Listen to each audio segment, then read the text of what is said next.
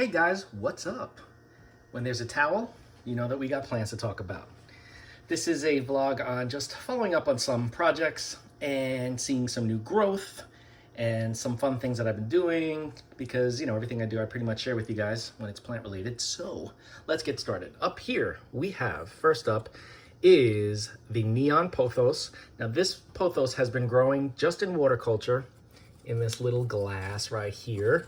I'll show you what the roots look like, and then I'll explain what I've been doing. The roots are messy. A lot of dead roots in there. I'm gonna have to clean that up and just like wash away the expired roots. But the plant has been doing relatively well without any feed, just water, and very, very far away from any type of window. Pothos, epipremnum, they pretty much can live through anything. So, but look at what's been happening. It's been growing again.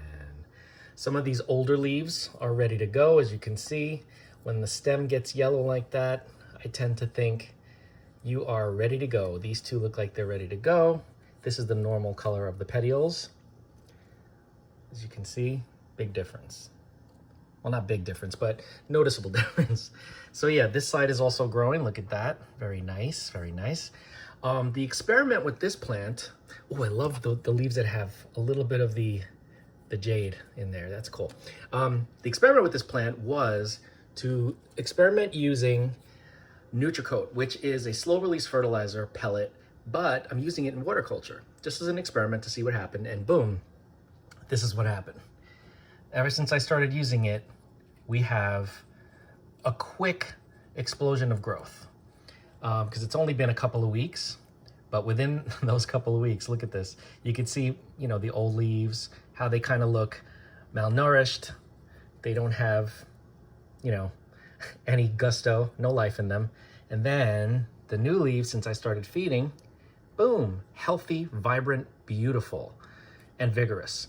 So we have a bunch of new growth points. Even up here, we've got some new growth. There's another leaf with the jade showing through. So yeah, Nutricoat. I wanted to give it a shot in water culture because it's slow release, but it's so much easier to just take a couple pellets, toss it in the water, in the vase, in the cup, whatever you're using, and then not worry about it for a couple months. You know what I mean? I haven't really figured out everything about this yet. Like, I don't know how long it's gonna last. What I'm gonna do is every time I rinse out the cup, the glass, every time I clean out the roots, I'm gonna give it new slow release fertilizer to see how that works out. Again, I don't know how long it takes for those pellets to be used up, but that's why this is an experiment. See how it goes. But you definitely can see the difference between no nutrition and a surge of nutrition. Beautiful, beautiful. These three leaves are just really, really healthy, and you could see where the fertilizer started. Hold on, let me move this so you can see. See this leaf here?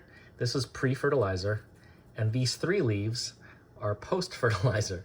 I should have put like a little twist tie or something, but I pretty much knew where we were when right before I started feeding. And you can see, same thing here. No fertilizer, and then these two leaves came out with the fertilizer. Really, really healthy. This one grew the most. But anyway, so I will keep you guys posted on how this works out because, again, slow release fertilizer is typically supposed to be used for plants that are in some sort of medium because they don't stay wet the whole time. They just kind of release a little bit at a time every time you water the plant. So I want to see, well, what's going to happen if it's all in water? Is it all just going to dissolve, which it has not?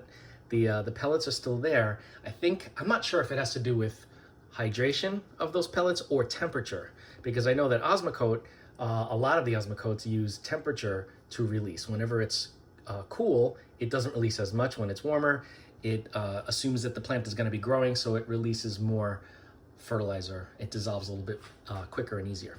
So yeah, so that's that. I'm excited to see what happens. And I'm keeping all the other variables constant. It's in the same place. It's not going to move from that place. The light isn't going to change. Nothing else is going to change except the Nutricoat addition. All right, next over here, we have an Eschenanthus. This is a lipstick plant. This is Eschenanthus gracilis, which is one of my favorites because they seem to be foolproof. I've had a lot of Eschenanthus, a lot of different lipstick plants. I'm just gonna call it lipstick plant because Eschenanthus isn't the easiest thing to say.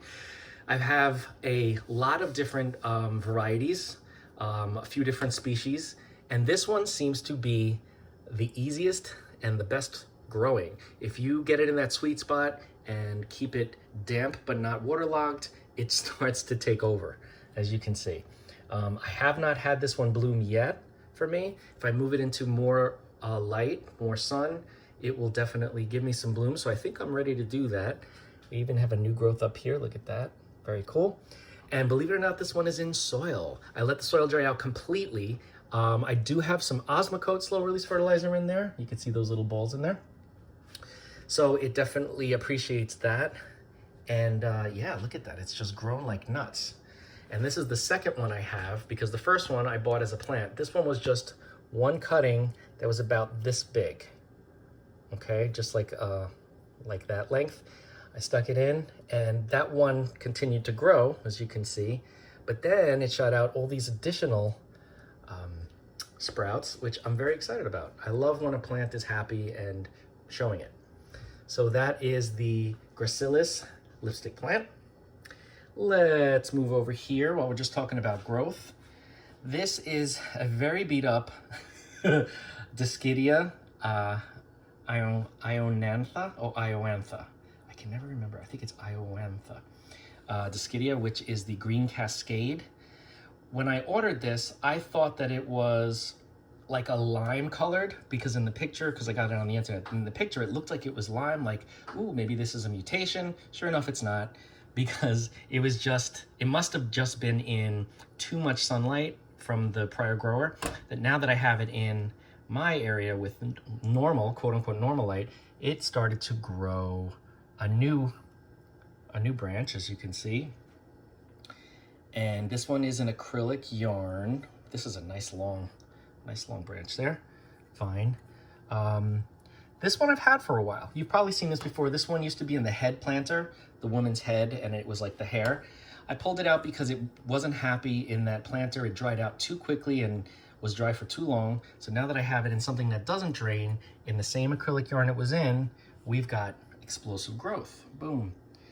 No fertilizer yet. I'm going to give this just some orchid fertilizer. I'm not going to give it the Nutricote because until I really understand what happens with this plant, I don't want to do that to this one because I want this to recover. But you can see all the old leaves were so damaged. These are really, really old leaves. Look at this. They've just been damaged. I haven't removed the old leaves because obviously they're still supplying something to the plant, but you can see how scarred and unhappy they were. Yeah, and this is pretty much, well, this is like the second new growth that's come out, but look at how healthy this is. This is very, very healthy growth. And it's reaching for something to wrap itself around, which I don't want it to strangle anything, so I'm kind of keeping this separate, but it is happy in the location that it's in. It's about 3 feet away from my south-facing window, but it's elevated so it doesn't get hit by any sun, but there is bright indirect light in that area, and that seems to be what these plants really love. Even got aerial roots growing everywhere. Look at these roots. So I could potentially take cuttings of these. I mean, I could take cuttings from anywhere really because there are roots all over the place now. You can see the old growth has no roots, or dried up roots at least. See all the old growth, and the new growth has all these aerial roots. So this plant is happier, much happier now than it was. So that is Dischidia ioantha, the green cascade Dischidia. All right, moving along, we've got just a little fun thing I did. You know, my favorite plant in the whole entire world, one of at least, but this was up there in the top 3, is my Silvercrest Plectranthus. Love, love, love this plant. So soft and beautiful, so easy to grow. They grow so fast that I take tons of cuttings and I just keep them all over the place. These I just put in water and they're doing phenomenally well. Look at those roots. Talk about root porn. Phenomenally well, just in water. And so these cuttings are in water. I'm gonna keep them in water, see how they do long term. I'll start to feed, now that we have some roots, I'll start to feed some orchid fertilizer. But I also have them growing in acrylic yarn and growing in lava rock as well as in soil to see if there is any benefit to any of those mediums. So far, they all perform exactly the same, which is fantastic. Fantastically. They're amazing. They perform perfectly. There we go, better. But yeah, even in just plain water, the plant's like, let's grow. And everything's going really well. And I just wanted to share this with you because I love this plant. I love it. I love these plants. So soft, velvety, and the sheen when the light hits it a certain way. Look at that sheen. Ah, I love it. I love it, love it. I don't even need the plant to bloom, and I'm fine with just this. I'm totally fine with this. Anyway, all right, let me move away from here because I could just talk about this plant forever. Okay, moving on. Next up, we have another Plectranthus. This is the lime, I can't remember what it's called, but it has like lime scented leaves. So this one I'm growing into a bonsai. This was just a one cutting I stuck into this acrylic yarn, and I'm going to be removing all these suckers when they get a little bit bigger because these are all new plants I could potentially grow. And then I'm gonna let this bush out on top like a little tree. It's already starting to get a little bit of a woody stem down there. Very exciting. This does not have any feed. I'm gonna start giving this an orchid fertilizer just to boost the growth. But look forward to some updates on this as this bonsai continues to grow. It's gonna be really cool. It's either gonna be like a bonsai or a really small standard. So I will keep you posted. But these plants are so easy. I forgot about this plant so many times and it dried up completely and it just kind of wilts, and then I water it and it's boom, back. So if you want something that grows fast, that smells good, that feels good, any type of Plectranthus I recommend, but this one's my favorite. Okay, moving out of the way. Last but not least, we have this fun experiment that I was doing with my Tradescantia pale puma. Now this is a cross, I think it's a cross between Pelida, the purple heart, and the Silla, which is the cobweb Tradescantia. And it gets purple like this in direct sun. And what I did was, these were growing all over the place, so I wrapped them together just with some twist ties, just to have it grow like, kind of like a trunk. And when I pull back, you can see it's kind of growing like a tree on top. But then it starts growing all these other new plants from the base because it's extremely happy, which I can't fault it for. But I'm eventually going to remove these guys because they're almost big enough. This one's big enough. I'm going to remove them to make new plants because I want to keep this just growing on top with like a trunk. So, so that's all that is. This is in, I think this is in soil with some lava rock on top as a top dressing. Yeah, I'm pretty sure that's what that is. So, you know, there are some plants that I still grow in soil, but the majority, especially certain plants that don't thrive in soil, I was forced to try other mediums and media. There we go. And yeah, you guys have been along with that journey with me, for that journey with me. And yeah, otherwise, that's what's going on with these guys. If you have any questions on any of these plants or how I've been growing them, location, feed, if I didn't touch on it, please reach out, we will talk. Don't forget to like, comment, share, and subscribe. Hit that bell if you want to be notified anytime I upload a video, and I will see you in the next video. My favorite.